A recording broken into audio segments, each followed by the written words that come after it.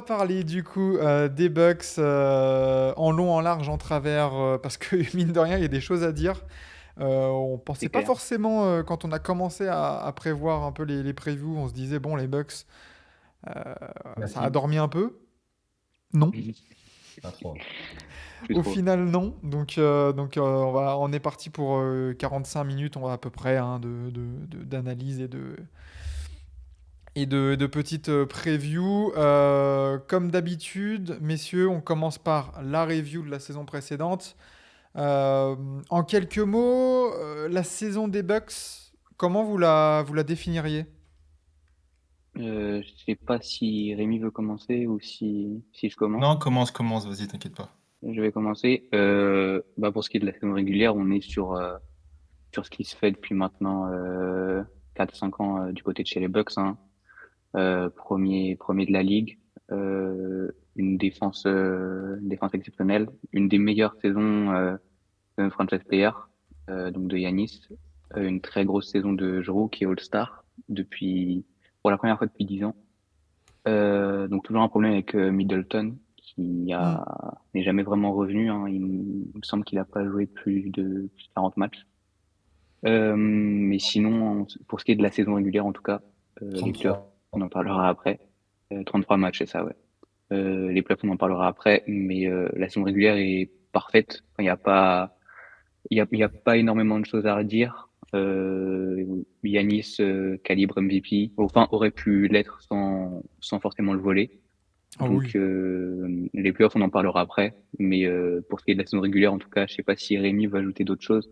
Mais moi, j'ai rien de spécial à dire de très, très important sur la saison perso. Non, bah, elle est bien complétée. Après, bon, je peux aborder les playoffs, hein. Les playoffs, Miami, Ouais. c'est pas une bonne histoire à revivre, ça.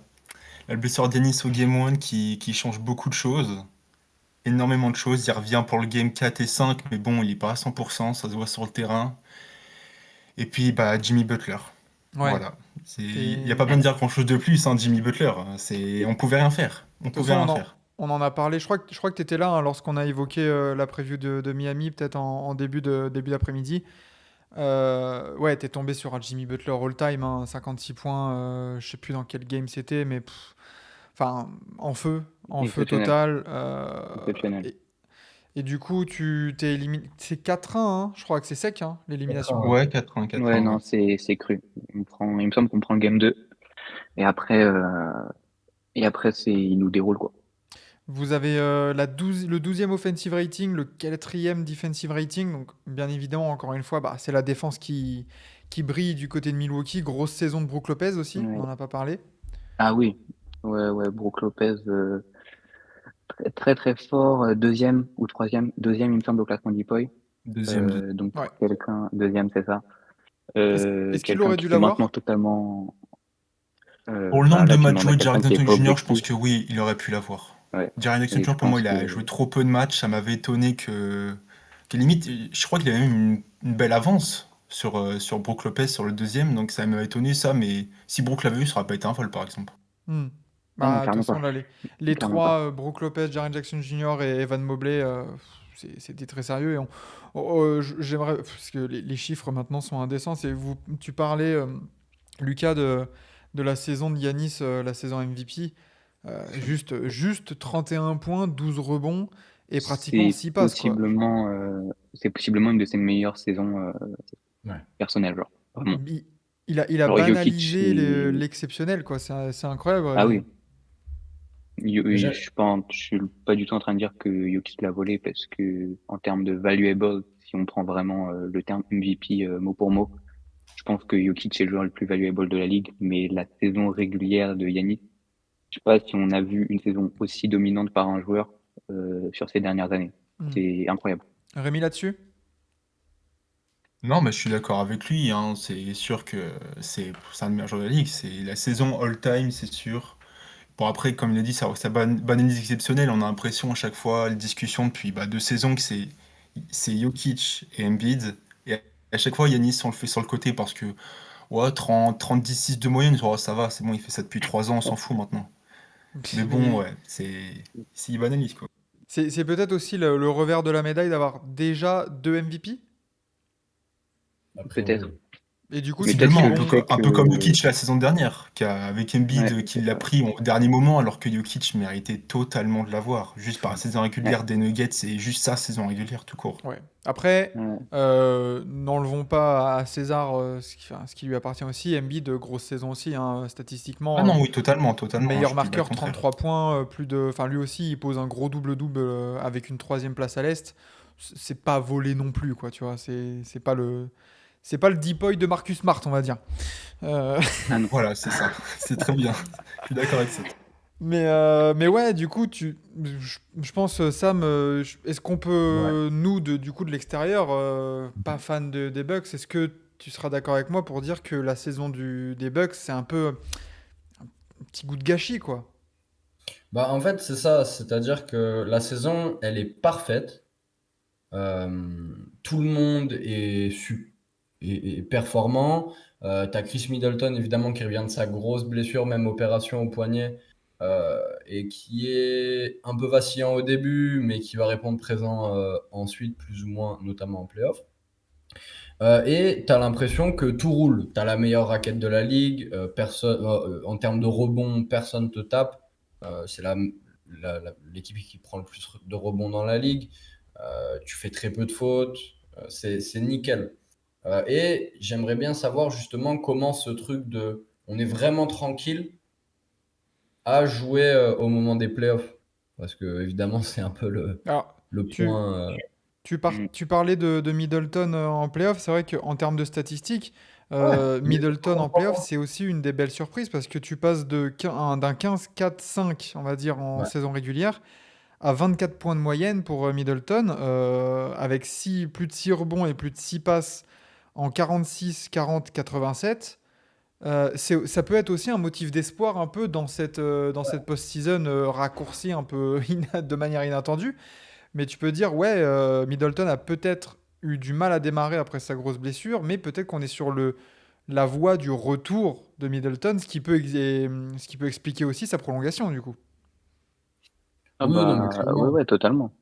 Totalement. Si on essaye de se focus sur le positif de de ce choc, hein, on va dire la terme, si on essaye de garder les choses positives, enfin, les choses positives, c'est clair que Middleton a fait, entre guillemets, une bonne série, même si le score en dit l'inverse. Ce qui a été décevant, je trouve, personnellement, ça a été Joe Holiday, mais on a vu ce qui s'en est passé, et je pense qu'on en parlera plus tard. Hmm. Mais oui, si ça peut permettre à Chris Middleton de se remettre en confiance, de se dire à lui-même que il est toujours possible d'être performant en playoff pour lui. C'est clair que c'est que du bon et ça préserve que du bon pour la saison qui va commencer dans très peu de temps là. Je vois, il y a Nuxito qui met le deuil du papa aussi pour Middleton. J'avais pas vu passer ça, moi.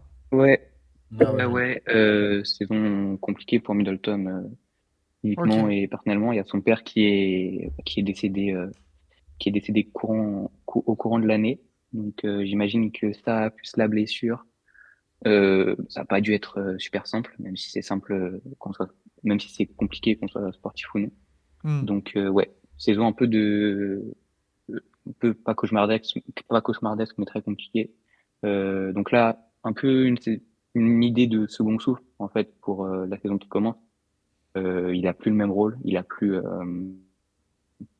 les mêmes gens autour de lui. Il a prouvé qu'il pouvait encore performer, pas au même niveau qu'avant, mais après c'est plus forcément ce qu'on lui demande. Ouais. Donc si ça peut lui permettre vraiment même mentalement, d'aller beaucoup mieux, c'est que du positif. Et bah, du coup, ça a amené à une belle intersaison parce que, bah, mine de rien, l'élimination contre le Heat, a fait du mal. Exit Mike Budenholzer et des gros mouvements. Du coup, avec Exactement. ce petit roster qui a bougé avec les départs de Monsieur, du coup, Jrue Holiday. Je pense que ça vous a pas échappé. Jrue Holiday est parti. Non. Oui, monsieur. Ah bon? On a Ah, je aussi les savais pas départs pourtant. et ça, je pense que les Bucks ne vont pas s'en remettre, ça va tanker. Le départ d'Alex Antetokounmpo.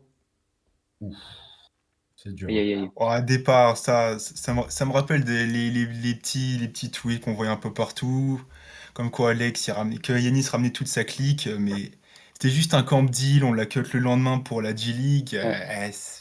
C'est un Non, mais peu oui. c'est juste pour faire du buzz, quoi. Voilà, exactement. Mais voilà, on a les départs surtout de Jrue Holiday, de Drew Ingles, Wes Matthews, Goran Dragic, qui était là, mine de rien, Meyers Leonard, Grayson Allen. C'est quand même des départs à ne pas négliger. Malgré ça, tu accueilles du coup Damian Lillard, Malik Beasley, Robin Lopez, du coup, bah, après les frères Antetokounmpo, on a les frères Lopez, Cam Payne, Ty Ty Washington, André Jackson Jr. et Chris Livingston. Du coup, ça, c'est par la draft, il me semble, ces deux derniers. C'est Oui, ça. oui. Ouais, c'est ça. Ouais. Alors, mine de rien, t'as quand même limité la casse en accueillant Damian Lillard. On se disait peut-être que, bah, je crois on t'avait eu ou alors t'étais sur le live, Rémi, quand on avait parlé justement de l'arrivée de Lillard. On se disait, ah putain, s'ils arrivent à choper Campaign, bim, dans la soirée, ça tombe. Ouais, c'est ça. Non, j'étais sur live et bah, j'étais même sur live quand la signature de campaign. Je crois que c'était au même moment où vous Mm. faisiez un live sur Jrue Holiday à Boston. Mais ouais, les Lillard, personne s'y attendait, quoi. On était vite fait dans les Ouais. discussions au début, quand ça a commencé avec Miami aussi. Vite fait en discussion. Mais John Horst, il a vraiment fait un gros taf dans l'ombre. Il voulait vraiment pas que ça sorte, sinon c'était mort pour Bah, Cronin. comme nous disait Dame juste avant, parce que signe du destin, on vient de faire les Blazers, mine de rien. Ouais, Donc j'ai vu juste avant, ouais. c'est assez fou des fois les coïncidences. C'est que pareil pour Portland, je pense que le deal des deux côtés, les deux parties avaient vraiment intérêt à ce que ça ne s'ébruite pas. Et ils ont réussi. Et moi personnellement, quand j'ai vu la news tomber, la Vosges bombe, j'étais sur la terrasse, enfin sur la terrasse d'un bar, j'étais tranquille comme ça. Je fais, mais attends, wesh, attends, comment ça, Damien Lillard au Bucks? C'est quoi ce bordel? Qui est-ce qu'ils envoient, quoi? Et je Ouais. pense que c'était lors de l'émission de fin de saison où on avait réagi à l'élimination du coup contre le Heat et on s'était dit, bon, je vois l'idée, 40 millions, est-ce que c'est pas lui qui doit partir au cas où en cas de prolongation de Lopez ou prolongation de Middleton, quoi? Ouais. Ouais, bien sûr, c'était Bah, ce qu'on a. C'est un peu le point qu'on avait abordé, puisqu'en plus, c'était déjà le contrat qui était vraiment tradable si on veut espérer un peu renouveler la chose. Parce que du coup, Jrue, il est 40 millions cette année, ou je crois que sa player option est 40 millions l'année prochaine.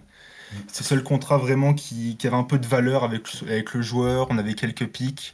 Je pensais sincèrement qu'on allait se bouger plutôt à l'intersaison prochaine, parce qu'on aurait eu plus de pics. Je crois qu'on aurait eu 3 firsts à proposer en plus de Jrue. Mais ouais, c'est pareil, pareil, Maxime, j'y attendais pas du tout. J'étais tranquille dans mon lit et je vois Jrue l'idée, Grayson Allen, deux swaps, un first pour Damien putain de Lillard. Et là, J'y tout à croyais coup, dans pas. le lit, la couette s'en est allée. Ah bah je suis parti courir dehors. L'attente. Ah non, mais sérieusement, enfin voilà. Donc, alors après, forcément, ça a ses inconvénients. On pourra en parler du coup là-dessus. Mais là, t'es les Bucks. Tu peux. Bah, alors après, moi, c'est ce que j'ai mis là sur le visuel. Et je pense que tu seras d'accord parce que j'ai vu quelques petites discussions la popée, notamment après la preview de Trash Talk. T'as ligne un 5 majeur, Lillard, Beasley, Middleton, Yanis, Brook Lopez, c'est lock. Direct. A priori. Pas d'après ce que Ah dit oui. Adrien Griffin et d'après ce qu'on voit sur la pré-saison, ouais, Malik Beasley, en tout cas pour le début de saison, c'est lock. Après, il faudra voir si, en fonction de la progression de Marjon Beauchamp, s'il réussit à confirmer ce qu'on voit sur les débuts de pré-saison, son shooting, il réussit à rester un peu constant, sa défense off-ball. Après, il n'y a pas de Connaughton que moi, personnellement, en tout cas, je préfère qu'il garde son rôle de Factor X. Sur Hmm. le banc, il nous a lancé dans tellement de matchs, que ce soit en saison régulière et surtout en playoff. Et il y avait aussi discussion sur Jake Crowder avec Middleton en deux, mais ils ont plus 26 ans les deux. C'est Ça. compliqué Ouais. maintenant physiquement de tenir des guards très rapides pour eux. Donc Crowder et Middleton en fin de match, c'est sûr ils sont sur le terrain, mais Hmm. jamais au début, je pense. Et ouais, Connaughton, je te rejoins sur son profil un peu qui peut se rapprocher des Dante DiVincenzo, Josh Hart, ces mecs-là un peu en sortie de banc, qui savent un peu tout te faire. Et à côté d'un campaign pour gérer la main, ça peut être super intéressant. Mais je trouve quand même que le banc, c'est léger, quoi, quand même. Oh, t'es dur. Oh, Ah, t'es un peu, Dur. t'es un peu, c'était un peu dur, je pense, quand même. Je Parce que trouve le banc, que on a Dur, quand faut même un peu Cameron dur. Payne, il y a beaucoup de si en qu'on a. fait. Tu, Comment ça, il y a beaucoup de si Il par y rapport à a, quoi?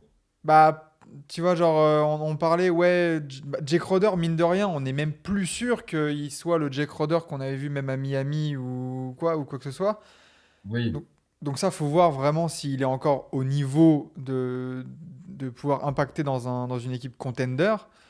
Marjon Beauchamp, on dit, ouais, bah, ça va dépendre de sa progression. Campaign, est-ce qu'il va pouvoir maintenir le niveau de jeu qu'il avait montré à Phoenix là, pendant quelques mois? Ouais, saison dernière. Je trouve qu'il y a, à part Bobby Portis dans la raquette et Connaughton dans une moindre mesure, mais il y a très peu de certitude, je trouve, sur le banc, en fait. Bon, après, pour le coup, tu vois, si tu passes éventuellement en cours de saison, si ça fonctionne pas, passer Beasley sur la seconde unit, ça peut être une des solutions pour amener peut-être un peu plus de stabilité, passer Connaughton sur un rôle de vraiment hustler titulaire. Bah, tu faisais le comparo avec Hart. Pareil, l'année dernière à Portland, il avait quand même bouffé des minutes de titulaire et puis ils avaient changé. Mais je pense que l'effectif est quand même hyper fourni. Même sur le poste 4, tu peux avoir du Portis qui vient faire des minutes et faire jouer Robin Lopez aussi en pivot si Crowder marche pas. Tu vois, tu as quand même des solutions. Hmm. ouais. Ouais, je trouve que le banc n'est pas hyper fourni. Enfin, hyper fourni dans le sens où, comme on l'avait en 2021, l'année UG. Hmm. Mais après, on a des gens qui ont déjà prouvé. Campaign, on a prouvé qu'en meneur backup, il a déjà prouvé qu'en meneur backup, bah, c'était très bien. Boye Portis était dans la course au même de l'année dernière. Pat Connaughton et Malik Beasley, ils peuvent tout le temps switcher entre le banc ou les titulaires et on sait que ça peut marcher. Marjon Beauchamp, moi pour le coup, c'est sur le poste 3. Marjon Beauchamp et Chris Middleton, pour c'est un peu faible. On a parlé des faiblesses de Chris Middleton pendant 5 minutes au début. Ils sont remplacés en direct, c'est Marjon Beauchamp.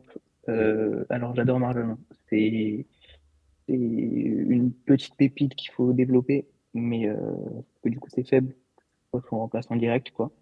Ouais. Mais, euh, mais après, je trouve que c'est quand même un effectif qui est très complet et le 5 majeur, surtout, c'est surtout lui qui fait peur et qui lui va bouffer beaucoup de minutes.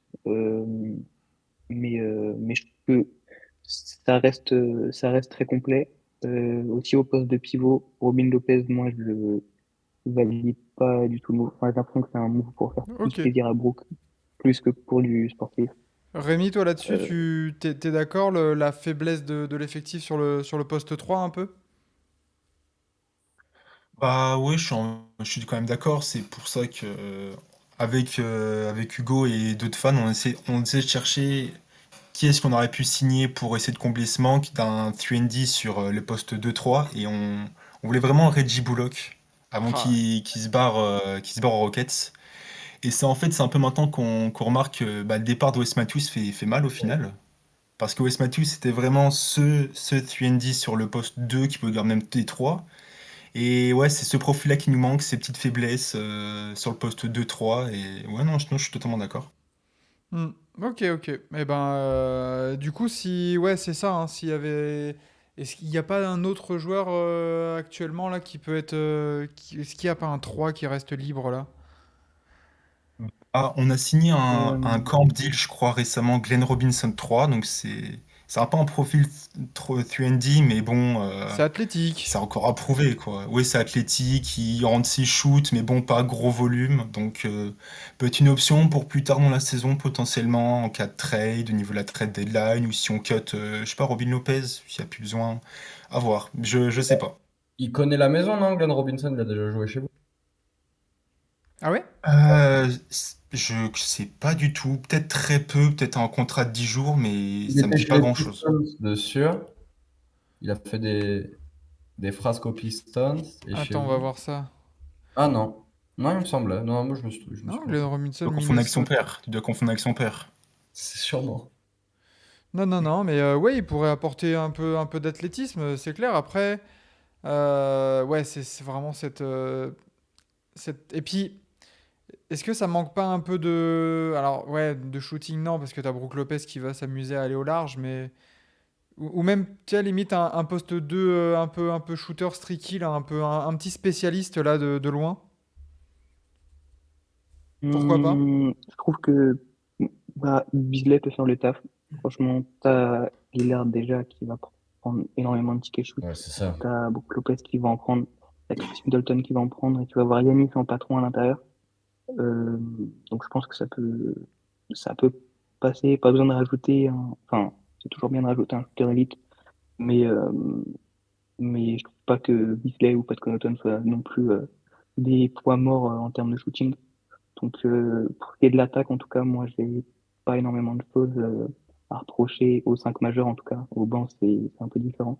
Mais aux Ok. 5 majeurs, j'ai pas énormément d'a priori ou de soucis concernant quoi que ce soit. Et du coup, pareil, interrogation, on a parlé des joueurs. Adrian Griffin, nouveau coach, départ de Ouais, Bud, nouvelle page qui se tourne, totale confiance en lui. Qu'est-ce que vous avez vu un peu dans cette pré-saison avec ce groupe? ouais, c'est clair, des interrogations. Euh, Surtout que là, gros changement en termes d'effectifs, mais en termes de coaching aussi. Euh, Il a l'air d'être strict. J'ai vu des déclats de Giannis passer comme quoi c'est la première fois que les entraînements étaient aussi physiques. Le camp d'entraînement, à ce qui paraît, était très physique et très compétitif. Que ça a été vraiment encouragé et poussé par le coach. Il y avait une déclat où il disait que c'était la première fois depuis très longtemps que il voyait des mecs, genre Jay Crowder et Bobby Portis, se parler genre front contre front à l'entraînement, tu vois, et le coach encourageait ça. Donc, Hmm. et ce qui était très différent de Bud, tu vois. Bud a beaucoup de qualités, mais aussi beaucoup de défauts. Là, on a l'air d'avoir un coach qui est vraiment motivé. Après, il a toujours des choses à prouver, on ne sait pas ce que ça peut donner. Mais moi, j'ai envie de croire en lui. Si on commence à le descendre après quelques matchs de pré-saison, ça servira totalement à rien. Mais dans ce que j'ai entendu et de ce que j'ai vu à peu près, ça m'a l'air plutôt correct. Mais après, compliqué de juger encore une fois sur de la pré-saison, quoi. Rémi, toi, de ton côté, même constat sur Adrian Griffin? Bah ouais, enfin, Adrian Griffin, après, on peut pas trop juger pour le moment, comme il dit, c'est que de la pré-saison, on va voir peut-être plutôt au milieu de saison pour les premiers jugements. Mais d'un point de vue du jeu, défensivement, ça a l'air déjà d'être beaucoup plus énergique, beaucoup plus sur les lignes de passe. Défense en drop, un peu moins, Brook Lopez remonte un peu plus, il y a un peu plus de switch. Mais après, surtout, c'est l'expérience d'Adrian Griffin qui a fait un peu peur. Parce que bon, première année, même si il vient d'avoir son permis, comme s'il roulait en Porsche avec l'effectif qu'on a. Ouais. Mais ouais, je suis pas à 100% confiant sur lui. En plus, avec le départ de Terry Stotts hyper Ouais, ça a récemment, été qui mis s'est dans le pas chat. fait forcément de bons termes, ton spécialiste offensif qui était en plus parfait pour Lillard, parce que bah, les deux se connaissent tellement bien, il connaît tellement bien Lillard. Faudra voir dans une Ouais, vingtaine, trentaine de matchs comment ça se passe. Mais je suis pas inquiet, mais je suis ni rassuré pour le moment. Il y a pas vraiment assez pour juger pour l'instant Adrien Griffin. Bah moi, Hop. c'est c'est principalement ça. le point noir, entre guillemets, de cette équipe des Bucks. C'est dommage, comme tu dis, de donner une Ferrari directement à un coach rookie. Et c'est là où tu dis, il y a des joueurs qui sont dans leur prime, vraiment dans leur prime. Ouais. Et limite, l'élément le moins expérimenté, c'est ton coach, quoi. Donc c'est Ouais. dommage. C'est exactement C'est, ça. enfin, Après, c'est Et ça dommage, s'entend, hein. mais Ça c'est s'entend, sûr. ça s'entend. Si ça se trouve, en, ça va en- faire une Ime Udoka et en fait, on va se dire, en fait, Adrian Ouais, Griffin, tactiquement, c'est méga rodé. Et le gars, il apporte un vent de fraîcheur, des nouvelles techniques, une nouvelle vision de jeu. Et en fait, les Bucks, bah, ça se réinvente. Et c'est peut-être aussi ce qui faisait défaut à cette équipe des Bucks la saison dernière. C'est un manque peut-être de fraîcheur et d'inventivité dans la ouais, manière de jouer en attaque et en défense. ouais, carrément, au bout de carrément. combien de matchs il saute si ça marche pas? Ah, tu le vois sauter, toi, Sam? Non, non, alors pas du tout, et je lui souhaite pas. Mais c'est ce que je me dis. Je me dis, imagine, je sais pas, début de saison, ils sont A priori, non, mais en 5-10, disons. Est-ce que les Bucks restent patients sur le dossier ou est-ce que peut sauter? En fait, Hmm. je me demande vraiment ce que ça peut donner comme en termes de pression à un coach rookie sur une équipe qui a autant d'attentes, tu vois. J'arrive pas vraiment à comprendre. Je sais pas. S'il y a des moves, ce sera pré-All-Star Game. Ok. Mais après, aussitôt, je sais pas. Après, d'un autre côté, le fait de bouger un costaud permet d'avoir une certaine continuité à l'approche des playoffs. Ouais, Mais genre, il nous ferait une Steve Nash, quoi. Enfin, une Brooklyn avec Steve ouais, Nash, voilà, genre. mais je pense pas parce qu'il n'y a pas l'air non plus d'avoir de conflit humain avec le groupe. Hmm. Euh, Oui, bien donc, sûr. alors que Steve Nash est vraiment en conflit avec Kevin Durant et le management et Steve Nash, quoi, c'était un gros bordel. Rémi, toi, Euh, donc voilà. sur l'hypothèse de Sam, Rémi, tu envisagerais un départ ou full confiance et full confiance du board? Ça dépend le type de début de saison, ça peut être un 5-10, mais Oui, bon, je sais pas, ça se trouve, voilà, une petite blessure par là ou autre chose, mais ça vraiment, ça dépend vraiment en fait. Dans l'hypothèse, oui, forcément, si on commence, et je sais pas, on finit je sais pas, en 8-20, arrivant en décembre, oui, forcément, ça va sauter, ça va sauter à quelque chose, mais cette hypothèse, je pense, elle est très peu probable parce Hmm. que bon, après, il y aura le coaching forcément, mais bon, si tu arrives en 8-20 avec un effectif composé de Damien Lillard, Giannis, Chris Middleton, Brook Lopez, etc., je pense il n'y aura pas que le coaching à remettre en question. Surtout que le début de saison, là, je l'ai sous les yeux. Bon, tu commences par les Sixers, après alors tu vas aux Hawks, ou tu reçois les Hawks, je sais pas à chaque fois les sens là de Google, excuse-moi, mais On va chez les Hawks, mais je suis pas sûr. ok. Ah oui, mais tu joues Sixers, Hawks, Heat, Raptors, Knicks, Nets, et après tu as un stretch de Pistons, Pacers, Magic, Bulls, Raptors, Hornets, avant d'aller jouer les Ah ouais, Mavs, non. Wizards et les Celtics. Voilà, donc. Mais non, il y a du match à prendre, c'est clair. Ah Il ouais, me semble que c'était plus tard dans la saison, il me semble que c'est le mois de mars. On a un mois de mars de fou furieux. Je sais plus où c'est. Ouais, il y a un moment, on enchaîne Clippers, Warriors, Lakers, Clippers, Kings, Sixers, Suns, ouf. Celtics. Ah oui, oui. Et puis même les Euh, Celtics et les le Nets mois après, de, hein. Et le Thunder. ouais, c'est ça. Et les Lakers. Le mois de mars, ouais, non. On a un mois de mars, c'est un test de 3 semaines avant les playoffs. Waouh. Ah ouais, ouais, le mois de Genre, mars là. là, le mois de mars, quand le calendrier est sorti, j'étais, putain, on va se faire, on va beaucoup, beaucoup se fatiguer en mars, je pense. Et c'est ça qui me fait très peur. Ouais. Ouais, ouais. Oh putain, oui, le mois de mars là, j'avais pas vu, mais. Oh, le bordel. Faut prendre les Donc, en matchs fait, faut avant, hein. que ça se rôde, ouais, c'est ça, faut que ça se rôde vite. Il faut prendre les automatismes directs, en fait. Hmm. Ok, et bah du coup, ça amène à une petite question parce que justement, t'en avais parlé entre guillemets sur le fait de se fatiguer. Euh, la grosse question, est-ce que le seul ennemi des Bucks, c'est pas les blessures, du coup? Ah, si, bien sûr, totalement. Euh, C'est un thème tellement récurrent sur la dernière saison avec les Bucks, surtout avec Middleton. Là, sa blessure en 2021 contre les Bulls en playoff, toute sa saison de blessure l'année dernière, le dos de Brook Lopez, la vieillesse de l'ensemble de l'effectif. Puis même Lillard, qui même si c'est ouais, pas un joueur injury prone, il a un peu il commence à avoir c'est un passif. récemment avec ses abdominaux, etc. C'est compliqué, quoi. Donc ouais, c'est notre plus grand ennemi, la santé, ouais. Bah parce que ouais, Ouais, t'as Lillard, mine de rien. Je crois que Lillard, depuis sa saison 2019, 2018-2019, là où il va en finale de conf avec Portland, ça n'a jamais plus joué 82 matchs, même 80 matchs. C'est que la saison ouais, de 19-20, c'est 66 matchs, après 67, après 29, et 58 la saison dernière. Donc mine de rien, Damien Lillard commence à avoir aussi un profil en vieillissant de, ouais. bah ouais, les abdominaux, tout ça, le dos de Brook Lopez, vous en avez parlé, qui lui aussi ne va pas en rajeunissant. Attention, parce que là, on a vu le roster Mm. tout à l'heure. S'il y a une seule ou deux blessures un peu handicapantes, ça peut vite tourner aussi, quoi. Ouais, ouais, Euh, ouais, c'est clair. Rémi, Pardon. tu voulais dire? Ah non, c'est pas moi, c'est pas Ah, c'est samedi? Non, c'est. J'allais. Euh, non, non, mais carrément, en fait, plus que les blessures, je pense que la gestion physique du groupe va être vraiment hyper importante. Parce que, bon, évidemment, sur le papier, l'équipe est phénoménale, ça c'est sûr. Après, attention à pas trop rester dans comment dire, dans la prudence et de perdre en fraîcheur derrière, qui est a priori un peu ce qui les a piégés en playoff la saison dernière.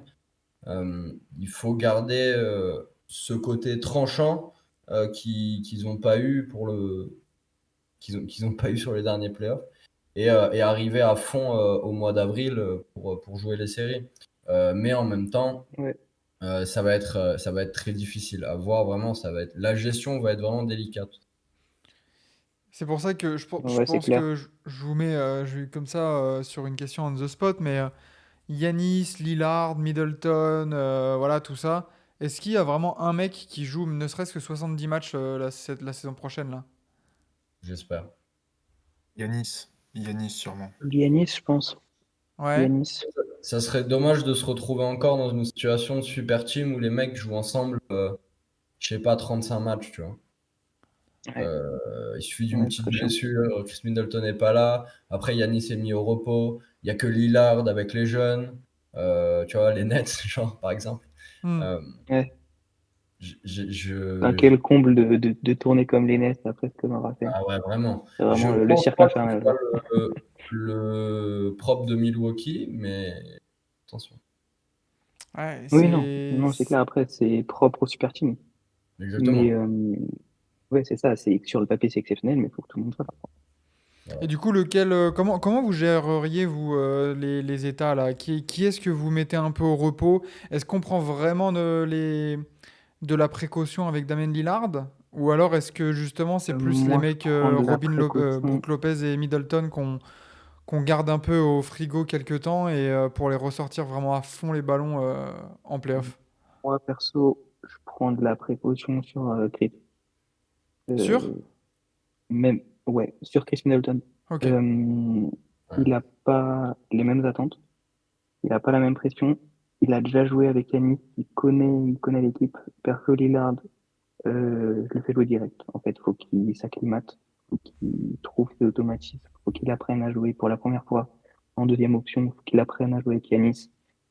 Tu peux pas te permettre de le faire peu jouer ou de le mettre en restriction de minutes, quoi. Pour moi, si tu peux le balancer à tous les matchs, bah, tu le balances. Et tu mets un peu Chris de repos de temps en temps. Pareil pour Brook, parce qu'ils commencent à être fragiles. Enfin, ils sont fragiles. Parce que c'est des mecs qui ont déjà joué, en fait, dans cet effectif, et qui ont déjà joué ici, qui connaissent. Hmm. Mais Lillard, pour moi, je le fais jouer, en fait. Genre, mec, t'as une saison pour trouver, pour te sentir chez toi et pour faire en sorte que ce soit une co-franchise avec Yanis, en fait. Ok. D'accord avec ça, Rémi?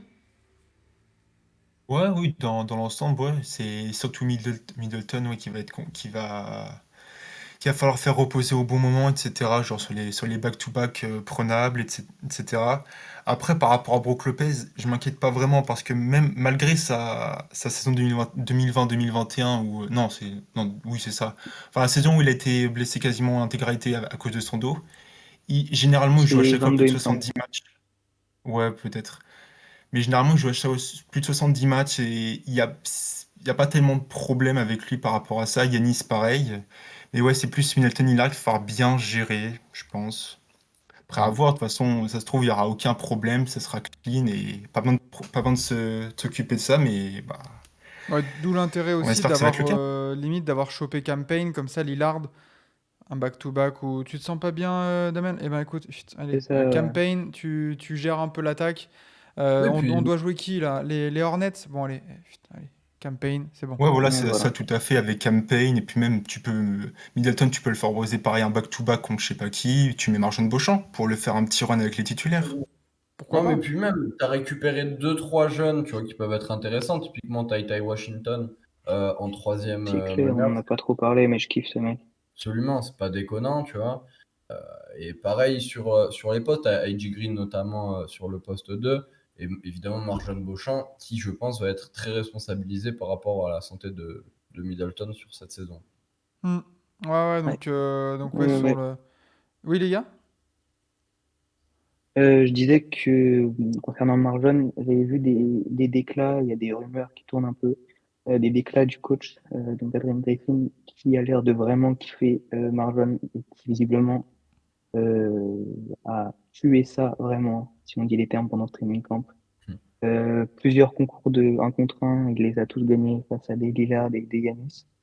Et concernant le spot un peu ouvert de ce starting five, euh, Coach Griffin n'excluait vraiment pas de titulariser Marlon sur plusieurs séquences. Ouais. Donc ouais, je pense que Marlon va être bien plus sollicité qu'il n'y était auparavant. Donc Hmm. que c'est Alors, du vraiment pas coup, mal si ça peut pallier à Chris, quoi. justement, Marjon Beauchamp, saison sophomore, après une saison rookie à 5 points de rebond. Qu'est-ce qu'on peut attendre de lui en termes de lignes statistiques, là, du coup, avec cette prise de responsabilité dans ce roster? Est-ce qu'on lui demande d'augmenter un peu sa production au niveau des points et de s'approcher des 10 points de moyenne un peu sur ce que pouvait donner Grayson Allen ou pas? Non, pas tellement. Je pense Euh, pas à ce point-là en tout cas. ouais. Moi, ce que j'observerais plus niveau statistique, c'est son pourcentage à 3 points. Mhm. C'est vraiment c'est le facteur qui va faire, qui va avoir des minutes, qui va même peut-être voir gratter potentiellement le spot de 2 titulaires. Parce que c'est ça qu'on cherche vraiment sur lui, c'est sa constance au shoot. Il y a trop de soirs où quand les peu de fois où Bud le faisait jouer, son shoot ne rentrait pas, puis même défensivement. Non, après défensivement, oui, faudrait voir parce qu'il y a beaucoup de problèmes off-ball, etc. Donc je veux pas qu'il marque 10, 15 points sur le banc. Ça, je m'en fous. C'est vraiment son pourcentage à 3 points qui va être important, je pense, pour lui. Ouais, il était à Ouais, 33% la saison ouais, dernière. ouais. On attend quoi? 36, 37? Ouais, Ça va être pas on mal. commence à s'approcher tranquillement des 40, quoi. Autour de 37.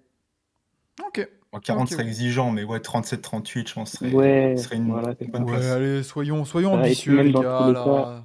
dans tous les Allez, cas, je vois 65%, pas, c'est parti. Allez, 50, 40, 90. C'est bon, allez, chut, ça part. dans tous les cas, je vois pas dans quel monde il trouve la place de marquer 15 points, en fait.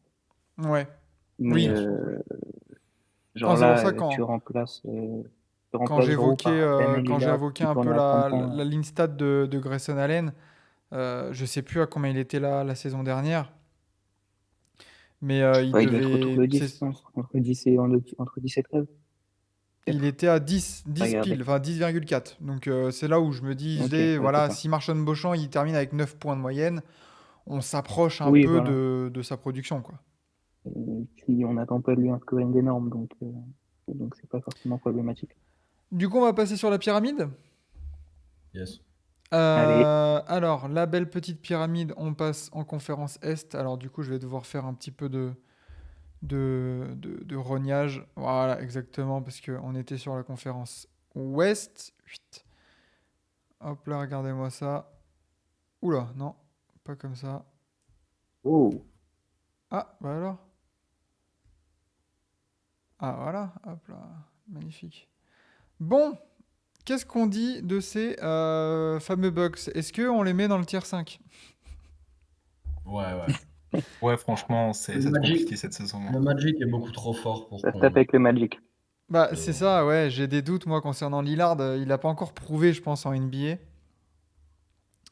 Ça. Le fait est, alors, bon, évidemment, là, on rigole bien. Devant les 6, nous dit Lucas. Alors, Eh, voilà. Et là est la réflexion, c'est est-ce qu'on les met tout en haut ou est-ce qu'on les met en deux? J'ai envie de dire Moi, je premier vois qu'il y a un arrivé, spot premier de libre servi. tout en haut. Ouais, voilà, il y a une place de libre tout en haut. Il y a un logo des Bucks à côté. Dans le calcul est vite fait, quoi. Ouais, fallait dispo plus tôt les Celtics, hein, écoute. Surtout que les Celtics, on va finir par eux, donc les pauvres, ils vont avoir le seul. On va les retrouver dernier de l'Est. Bah ouais, les gars, premier servi, hein. Qu'est-ce que ça dit dans le chat là? N'hésitez pas à nous dire aussi quel Celtics, Milwaukee, de toute façon, ça va se jouer dans un mouchoir de poche. On sait que, tu vois, par exemple, même si on les met dans le même tiers que les Cavs, je pense qu'on sera d'accord pour dire qu'il y a une différence. Ouais. Il y En aura une fait, faudrait différence deux entre le spots top en 2 et le haut. reste. Ouais, c'est ça. Ouais, il y a deux monstres à l'Est. Euh, je pense que c'est entre les deux que ça va se taper. Hmm. Euh, mais ouais. tant quitte à être là et à représenter les Bucks, autant les mettre tout en haut et ce serait clairement pas du vol de les mettre tout en haut. Euh, enfin, l'effectif est énorme. On a un des meilleurs joueurs du monde, si ce n'est le meilleur, avec Nikola Jokic. Donc, franchement, moi, je me mets tout en haut sans aucun regret et sans aucune honte. Peut-être que Sans aucun remords. quand ce sera séquencé et quand on sortira au premier tour, ça peut être encore, mais pour l'instant, je me mets tout en haut. Eh ben allez, vous savez quoi? Moi, Je prends les arguments parce que c'est vrai que personnellement, moi j'ai du mal avec l'intersaison des Celtics. Je trouve que les pertes de Brogdon, de Robert Williams et tout ça, ça peut faire enfin pas mal de mal. Alors De que je Marcus pense Smart aussi. que Après, Milwaukee qui reste de peut la s'en chose. sortir. Ouais, ok. ouais. Je suis Après, pas, je, je je suis passe, pas là-dedans. je regarderai un peu ce que vous dites sur les Celtics, mais je suis pas non plus méga fan. Leur 5 fait super peur aussi. Ouais. Mais après, concernant l'effectif global, je suis pas non plus méga fan. Ils tentent un truc un peu one shot, quoi. Hmm. Euh, donc à voir ce que ça donne. À C'est voir ce que Sam, ça toi donne. t'étais pas trop d'accord avec ça là? Écoute, en fait, ah ok, non, je pensais que c'était que par rapport à la saison. En vérité, la pyramide, c'est vrai que sur le papier, l'équipe est un peu mieux construite. Moi, ce qui me pose vraiment question, ça va être au niveau du coaching, où Mazzulla a plus d'expérience que Griffin, bon, de pas beaucoup, mais quand même. De facto, oui, c'est un fait du coup. Voilà, donc ça, Ouais. c'est déjà ça. Non, mais après, disons que je vois plus comment ça peut marcher pour Milwaukee que pour Boston, a priori. Ouais. Ouais, Euh, ça s'entend totalement. sur la saison, après, je pense que ça va se jouer à rien. Ça va se jouer vraiment à quelques détails, notamment la forme des vraiment second, voire troisième couteau, tu vois.